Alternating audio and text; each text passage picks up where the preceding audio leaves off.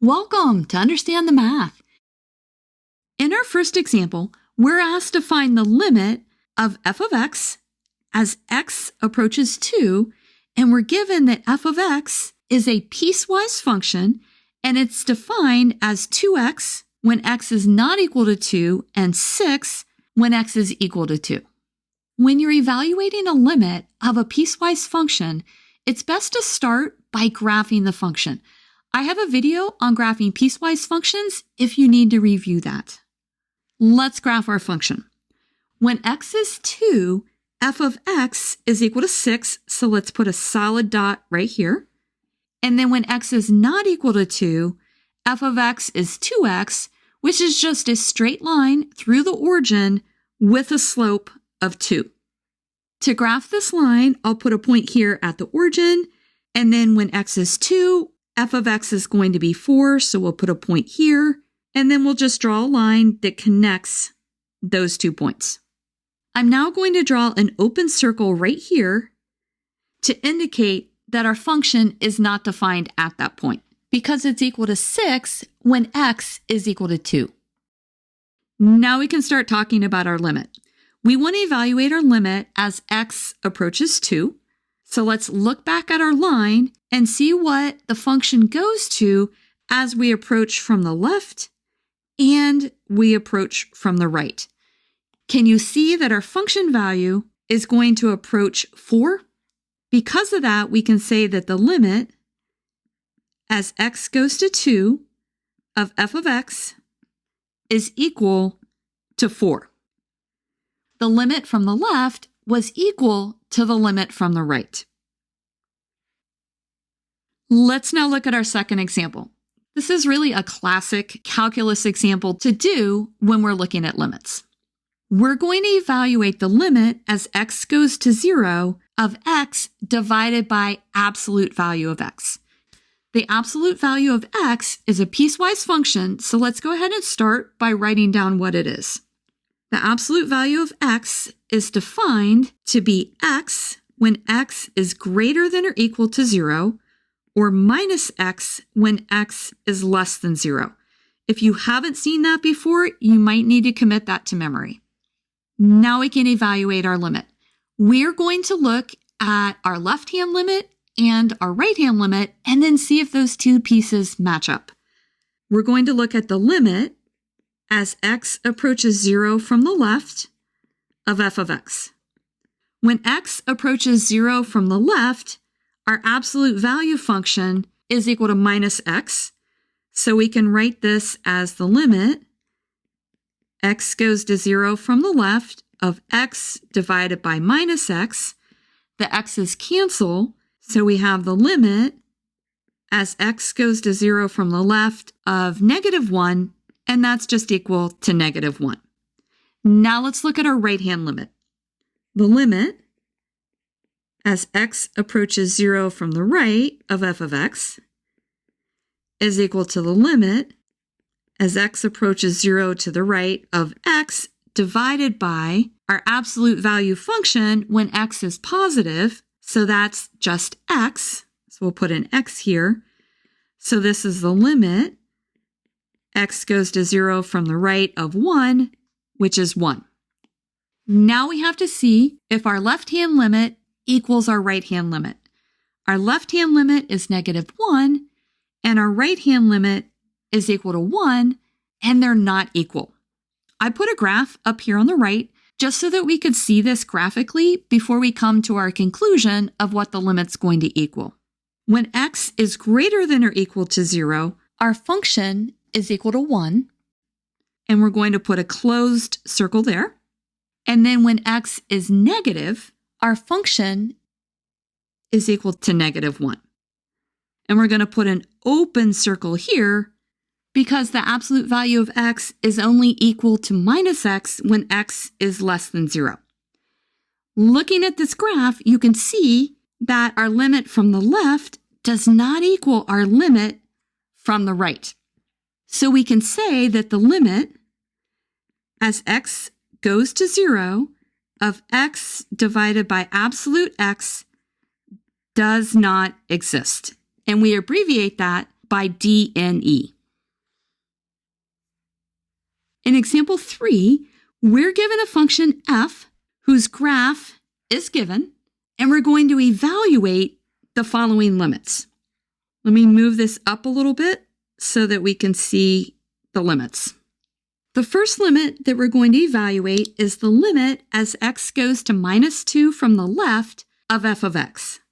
If we look at our graph and find the point -2, we have to look at what happens to the function as we're to the left of -2 and going towards -2. You can see that our function is going to equal -1. So we say that our limit is equal to -1. Now let's look at part B. For this one, we are also going to take the limit as x goes to -2, but we're going to go from the right of -2. If we look up at our graph, we're going to go along the function as we approach -2 from the right, and you can see that our function value is going to approach 1. So our limit is equal to 1. Now in part C, we're asked to find the limit just as x goes to -2, not from the right or from the left. To find out what this equals, we need to see if the limit from the left is equal to the limit from the right, and we can see that the limit from the left is not equal to the limit from the right, so we say that this limit does not exist, and we write it as DNE. Now let's look at part D. For this one, we're going to take the limit as x goes to +2 from the left. Let's focus on 2 on our graph, and we're going to come from the left, and we can see that the value is going to equal 1.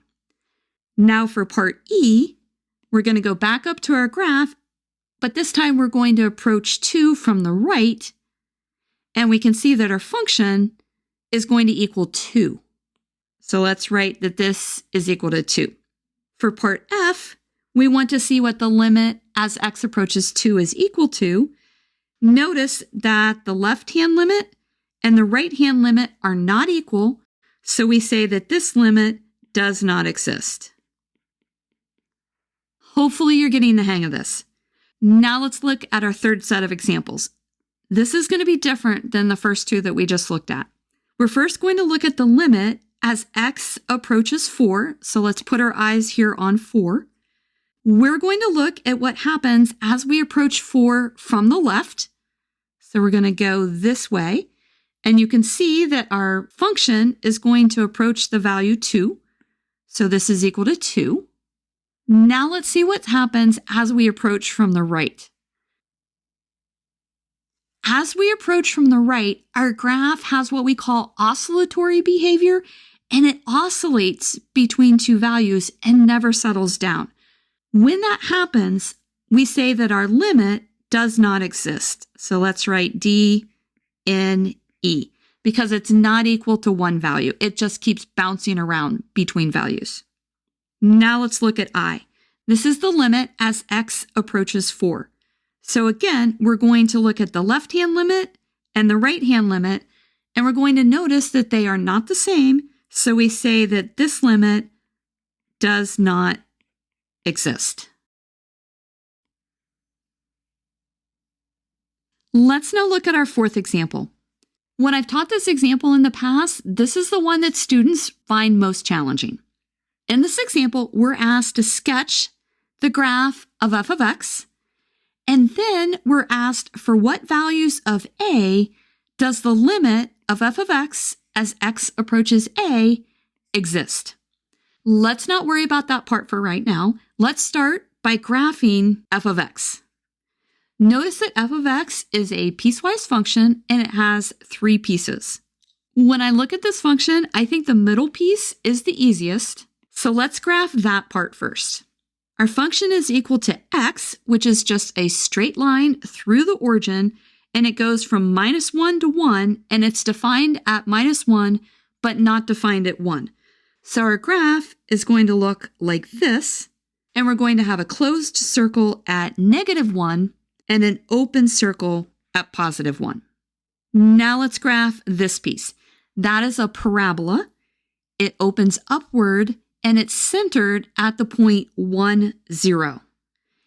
It's defined at x is equal to 1, so we'll put a closed circle here and then go ahead and plot the parabola. When x is 2, our function is 1. When x is 3, we have 3 minus 1, which is 2. That becomes squared, and it's equal to 4. So we can go ahead and graph the parabola. Now let's look at this piece. I think that piece is the hardest to graph. It is a straight line, and it has a slope of -1. For our piecewise function, it starts when x is equal to -1. So let's go ahead and let's plug in -1 into our graph. And we get 2 minus a -1, which is equal to 3. So we can put an open circle right here. And then our function is a straight line with a slope of -1. So we can just draw the graph like that. Now we can go ahead and answer our limit question.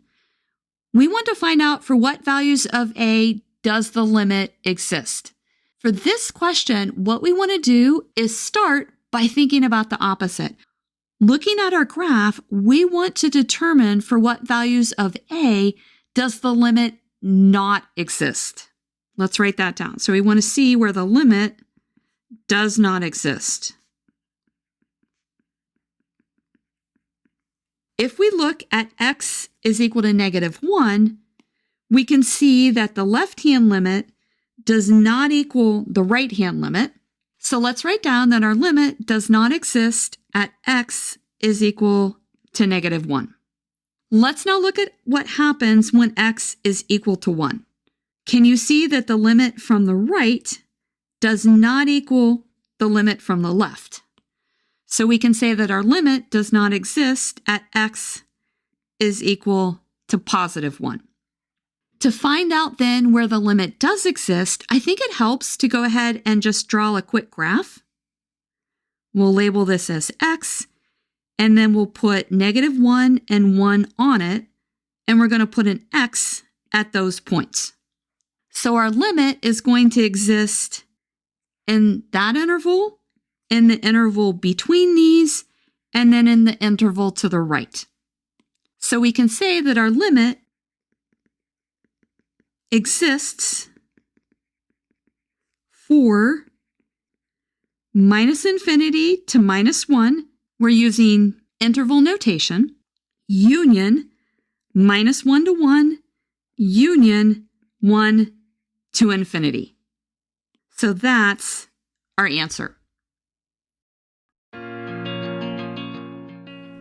If this video has been helpful to you, please consider subscribing to my channel. Keep believing in yourself and have a great rest of your day.